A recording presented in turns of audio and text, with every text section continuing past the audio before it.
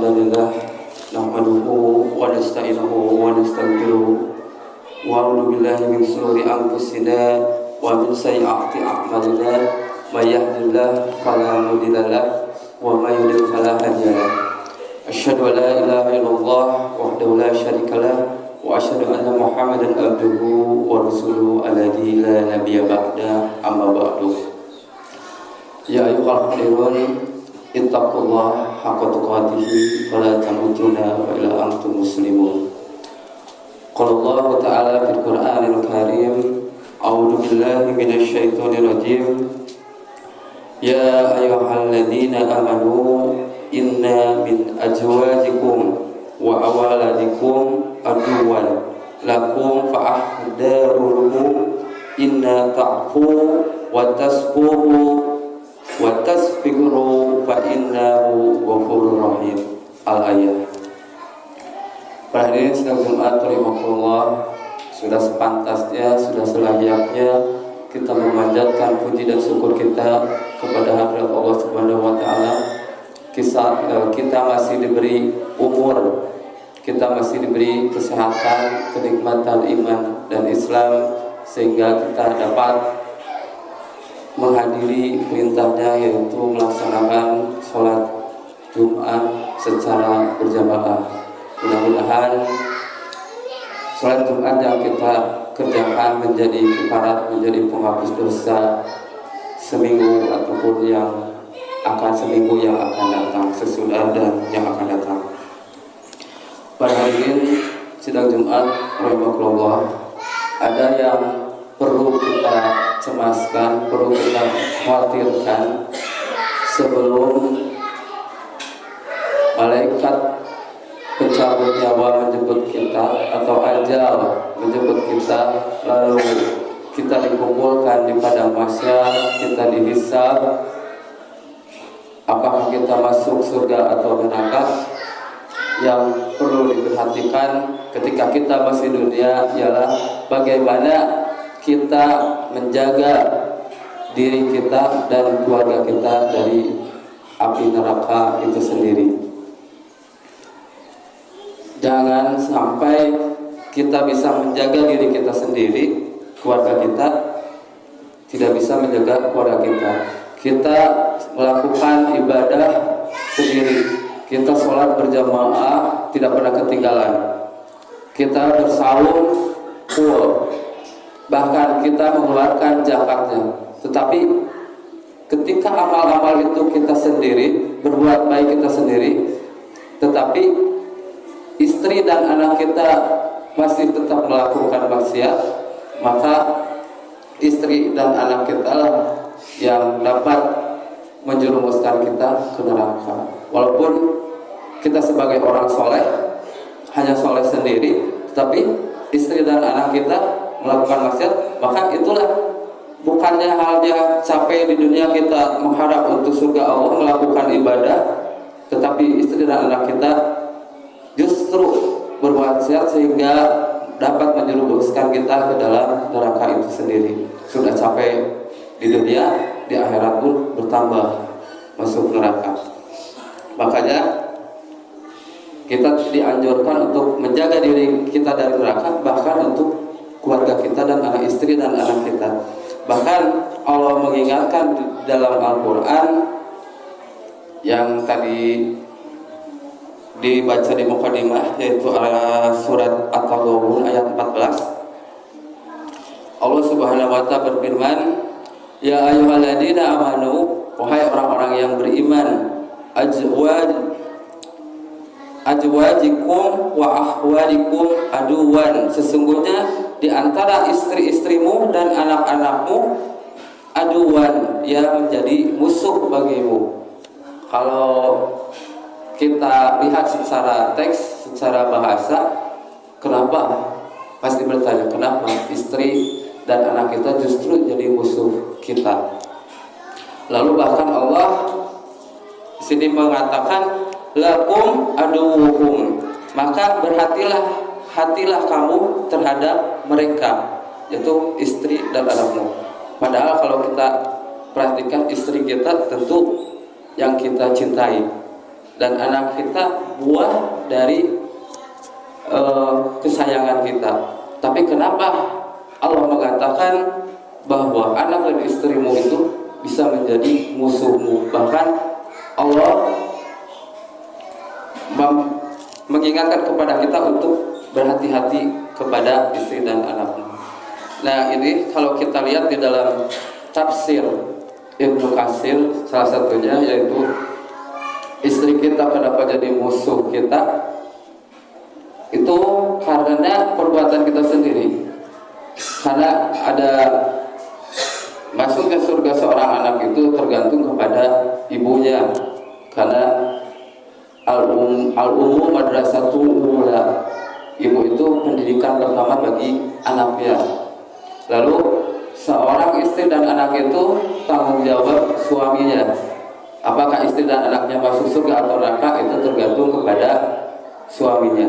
Nah, di sini yang menjadi musuhmu itu adalah istri-istrimu dan anak-anakmu, ialah ketika kita beribadah sendiri sedangkan kita tidak pernah menyuruh kepada istri dan anak kita, lalu sibuk dengan ibadah sendiri tanpa tidak pernah menyuruh kepada anak dan istri kita untuk beribadah atau menjauhi larangan yang Allah larang.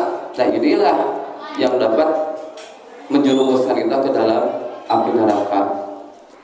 Makanya oleh Allah berfirman juga di dalam surat At-Tahrim ayat 6, ya ayyuhalladzina amanu, hai orang-orang yang beriman, qu anfusikum wa ahlikum nar, jagalah diri kamu dan keluargamu dari api neraka.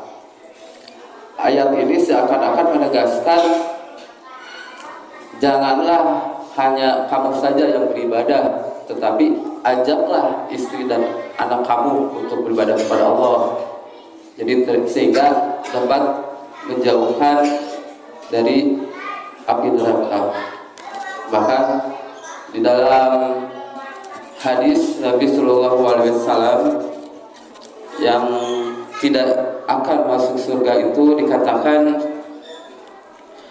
salah satu la yadkhulul jannah aku wiwalidayhi, 3 golongan manusia yang tidak akan masuk surga.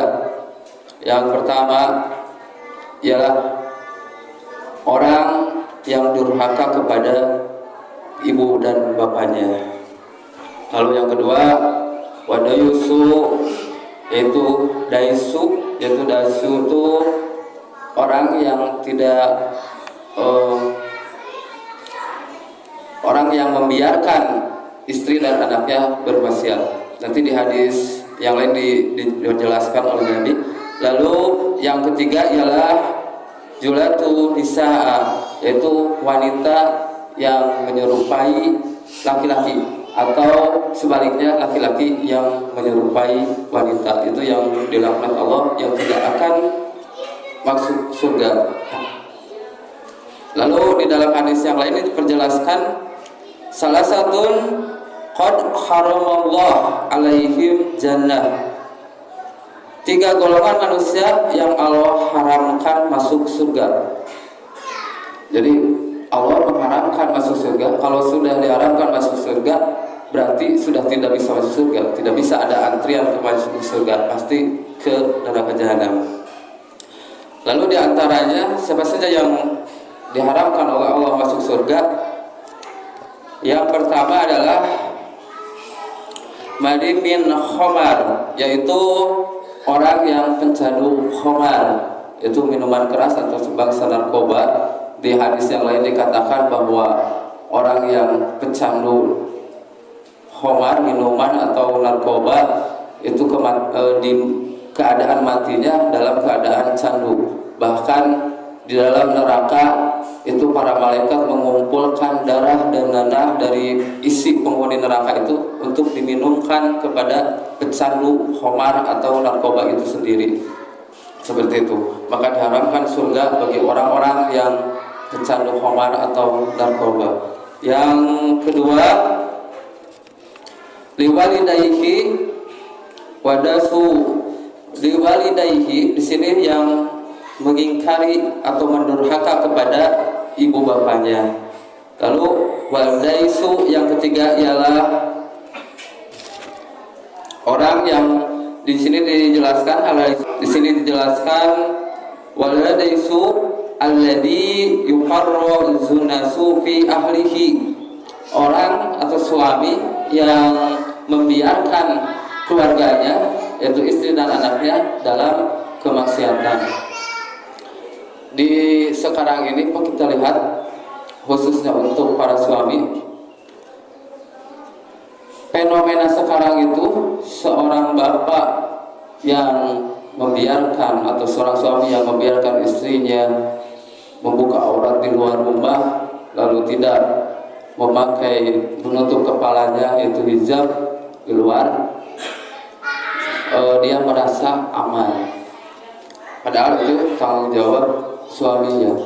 Bahkan kalau kita lihat, kita memberikan HP kepada anak kita tanpa mengontrol HP kita, apakah anak kita melihat aurat-aurat yang diperlihatkan di HP-nya atau tidak, atau kita tidak pernah mengecek, misalkan kita punya anak gadis yang sudah SMP, apakah dia punya pacar atau tidak.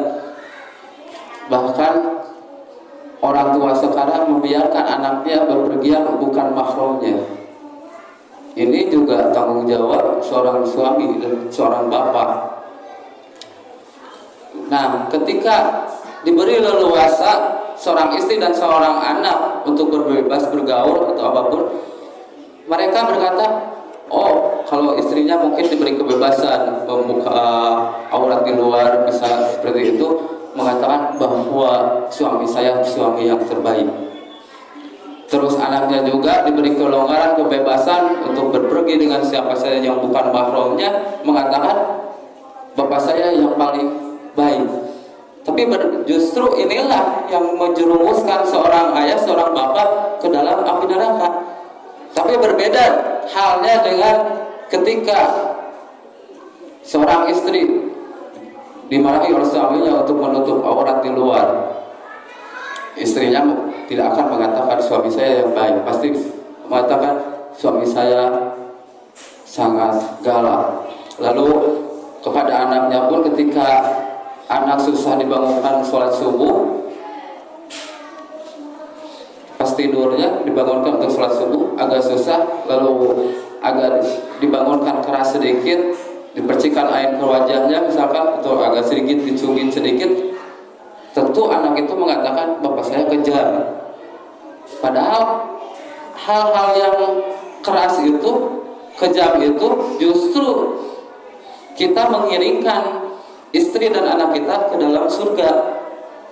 Tapi inilah fenomena sekarang, bahwa suami atau seorang bapak yang menyuruh kebaikan kepada istri dan anaknya terkadang disebutnya frontal, keras, terlalu keras, terlalu kejam. Padahal justru di mata Allah itulah yang baik menurut Allah untuk mengiring kita ke keluarga kita, istri kita, anak kita ke dalam surga, untuk menjaga diri kita dan keluarga kita dari api neraka. Mudah-mudahan kita dapat menjaga diri kita sendiri dan keluarga kita, anak dan istri kita, untuk terhindar dari hal-hal yang dapat menimbulkan azab Allah atau mengundang api neraka Allah. Barakallahu li wa lakum.